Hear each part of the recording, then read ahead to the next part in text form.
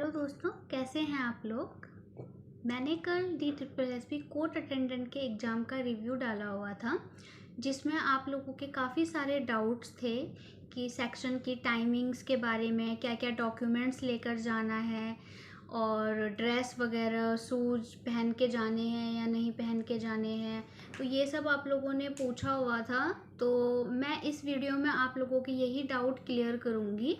तो ठीक है, स्टार्ट करते हैं। मैं बताती हूँ आपको। तो सबसे पहले मैं पेपर की बात करूँ तो आपका जो प्रीफेस ओपन होगा उसकी मैं बात करूँ, इसकी जो टाइमिंग है आपके एग्ज़ाम की, टोटल टाइमिंग आपको 150 मिनट यानी कि 2.5 घंटे की टाइमिंग है आपके कोर्ट अटेंडेंट के एग्ज़ाम की। ठीक है, 4 सब्जेक्ट्स आपके इसमें आने वाले हैं, हिंदी, इंग्लिश, मैथ्स और GK GS। ठीक है, तो सबसे पहले जो आपका प्रीफेस ओपन होगा वो रहेगा आपका हिंदी का, देन इंग्लिश आएगा, उसके बाद आपका GK आएगा, फिर आपकी लास्ट में मैथ्स आएगी।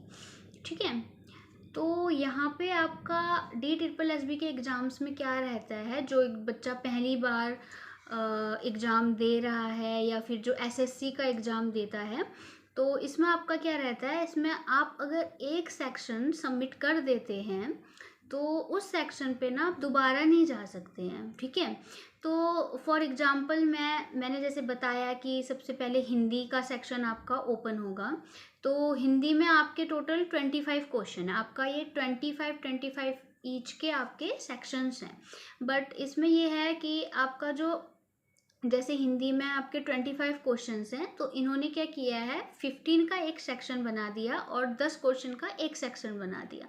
ठीक है, तो जैसे आपका प्रीफेस ओपन होगा हिंदी का, तो पहले आपके 15 क्वेश्चन का एक सेक्शन आ जाएगा, उसमें आपको वो क्वेश्चंस अटेम्प्ट करने हैं और इसकी कोई सेक्शनल टाइमिंग नहीं है। ठीक है, एक कमेंट में पूछा हुआ था कि सेक्शनल टाइमिंग का कोई इशू है, ऐसा कोई इशू नहीं है। आपको टोटल 2.5 घंटे का टाइम वहाँ पे दिया जाएगा, सेक्शनल कोई भी टाइमिंग नहीं है। आप जितना मर्जी चाहे एक सेक्शन पे टाइम ले सकते हैं, बट एक सेक्शन सबमिट करने के बाद आप वापस उस सेक्शन में नहीं आ सकते हैं।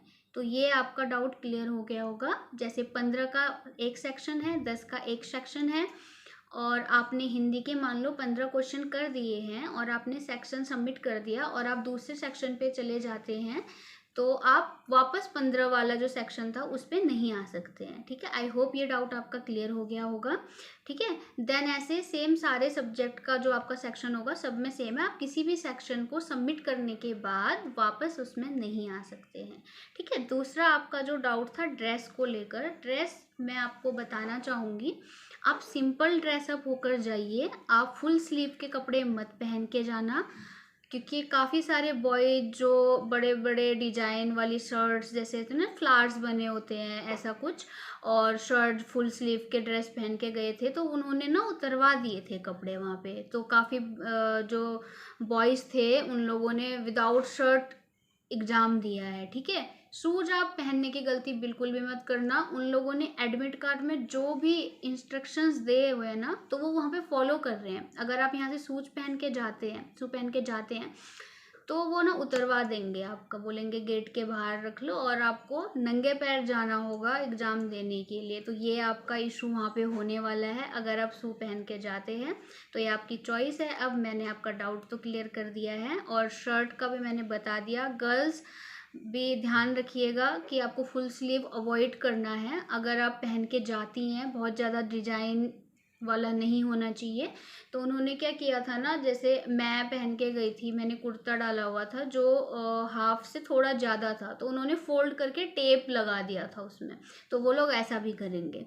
ठीक है, और बहुत ज़्यादा ऊंची हील वाले सैंडल या फिर नॉर्मल स्लीपर है बट उसकी हील ज़्यादा है, तो ये भी आपको नहीं पहन के जाना है। ठीक है, मैं पहन के गई थी तो मेरे स्लीपर्स मैंने फिर एक्सचेंज किए थे, मेरे साथ में मेरे ब्रदर आए हुए थे, तो मैंने उनकी स्लीपर पहना था। तो ये था उसका रिव्यू। ठीक है, दूसरी चीज़ आपकी नेक्स्ट जो थी, क्या पूछा है आपने, लास्ट टाइम रिवीजन के ऊपर काफ़ी बच्चों ने पूछा है। देखो, लास्ट टाइम रिवीजन में ये आपका है कि पहले वाली वीडियो में मैंने जैसे बताया हुआ है ना, सेम वही पैटर्न आप फॉलो करके जा सकते हैं। आपको रिवीजन अगर करना है तो जो आपने जहाँ से भी आपने पढ़ा है, किसी भी मटेरियल से पढ़ा हो, किसी की भी क्लासेस ली हो, आप उसको बस अच्छे से रिवीजन करके जाओ, ठीक है। कुछ भी नया मत पढ़ो इस टाइम पे।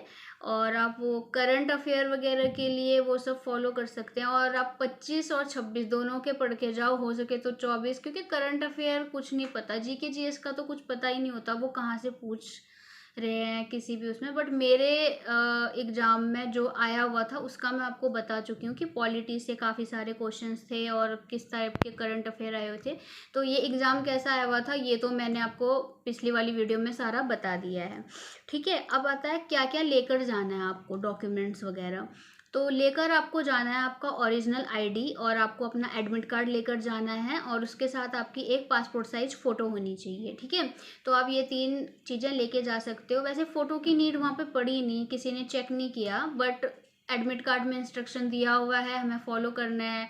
क्या पता किसी सेंटर में बोल दें कि आपको, कभी बोल दें आपको कि फ़ोटो आपको पासपोर्ट साइज़ दिखाओ, तो फिर आप छोटी सी चीज़ के चक्कर में नहीं दे पाएंगे एग्ज़ाम। तो ये आपका हो सकता है। तो आपको डॉक्यूमेंट पता चल गया, आपको ओरिजिनल आईडी लेकर जानी है, आधार कार्ड, ठीक है। पासपोर्ट साइज फ़ोटो आपको लेकर जानी है, और अपना एडमिट कार्ड लेकर जाना है, ठीक है। और सेंटर के बाहर बैग का देखो, सेंटर वालों की तरफ से कोई फैसिलिटी नहीं है बैग रखवाने की। आप कहीं भी, जो बाहर प्राइवेट वाले होते हैं ना, जो चार्ज लेते हैं, उनके पास अपना बैग सबमिट करा सकते हैं, वो उनकी रिस्पॉन्सिबिलिटी होती है। सेंटर की तरफ से ऐसा कोई रिस्पॉन्सिबिलिटी नहीं है बैग वगैरह का। मेरे सेंटर पे तो नहीं था, अगर किसी और सेंटर पे हो तो नहीं है। मेरा सेंटर था नोएडा, सेक्टर 64, आदर्श पत्रिका, ठीक है। आदर्श पत्रिका केंद्र था। और यहाँ अगर किसी का अपकमिंग एग्जाम के लिए सेंटर अगर पड़ता है तो आपको नियरेस्ट मेट्रो पड़ेगा नोएडा 62, ठीक है, जो कि आपका ब्लू लाइन पे है। अगर किसी का 62 है, आदर्श पत्रिका सेक्टर 62, तो उसको भी सेम पड़ेगा। वहाँ से आप गेट नंबर 2 की तरफ जाएंगे, फॉर नोएडा 64 के लिए मैं बता रही हूँ, ठीक है। आपको एग्जिट लेना है नोएडा 62 स्टेशन पे आपको उतरना है, जो कि आपका ना ये ब्लू लाइन पे पड़ेगा, ठीक है।